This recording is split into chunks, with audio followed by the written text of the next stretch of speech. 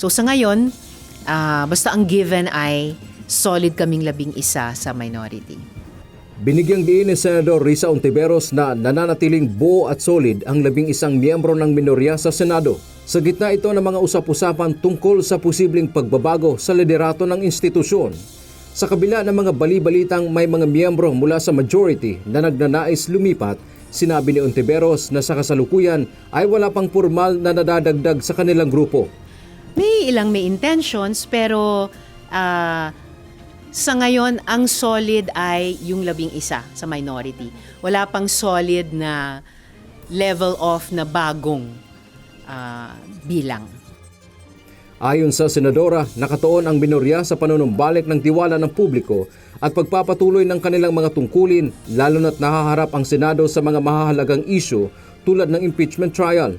Binanggit din niya na kung sakaling magkaroon ng bagong liderato, dapat itong nakabase sa common values at interes para sa ikabubuti ng mataas na kapulungan ng Kongreso. Lumutang ang pangalan ni Senador Sherwin Gatchalian bilang isa sa mga isinusulong na maging Senate President na ayon kay Hontiveros ay magiging mabuti para sa institusyon dahil sa dedikasyon at pagpapahalaga nito sa dignidad ng Senado. Well, kung maging Senate President si Senator Sherwin, that would be good for the Senate. Magka-batch kami, so isang dekada ko na siyang nakakatrabaho at saka naobserbahan. Napakaseryosong legislator. Isa siya na pinahalagahan talaga yung dignidad at yung reputasyon ng Senado. Samantala, maring itinanggi ni Hontiveros na mayroong intervention o pakikialam mula sa Malacanang hinggil sa pagpili ng susunod na Senate President. Ipinaliwanag niya na bagamat sa kasaysayan ay may mga pagkakataong nagpapahayag ang palasyo ng kanilang nais, ang Senado ay palaging nagdedesisyon ng mag-isa. Well, at different times sa kasaysayan, minsan nagpapahayag ang Malacanang sa kagustuhan sana nila o iba.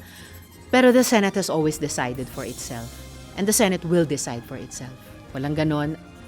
Ang pahayag na ito ay kasunod ng mga pangyayari nitong nakaraang 2 linggo na tinawag ni Hontiveros na lowest of the low o pinakamababang punto sa kasaysayan ng Senado dahil sa mga ulat ng armadong gulo sa loob mismo ng gusali.